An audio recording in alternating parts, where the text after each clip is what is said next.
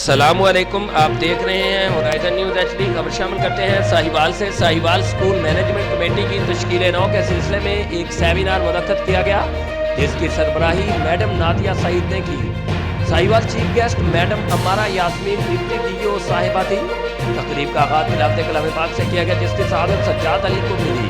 اس کے بعد تقریب کا باقاعدہ آغاز کیا گیا۔ مرزا پرویز اختر نے اس تقریب کے منعقد کرنے کے مقاصد اور فوائد پر روشنی ڈالی اور والدین کو اس میں بھرپور شرکت کرنے پر زور دیا۔ والدین نے کثرت رائے سے متفقہ طور پر عطر ندیم صاحب کو چیئرمین چنا۔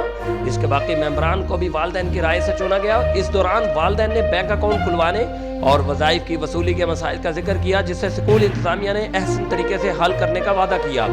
اور چودھری عطر ندیم نے اب بچوں کے روزگار اور ڈیف بچیوں کی شادیوں کے مسائل پر بھی روشنی ڈالی اور والدین سے ان کے مسائل حل کرنے کا عہد کیا۔ آخر میں میڈم نادیہ سعید نے ایک مرتبہ پھر بچوں کے والدین کا شکریہ ادا کیا۔ رپورٹ محبوب چودھری، سرپرست اعلیٰ ہورائزن نیوز ایچ ڈی۔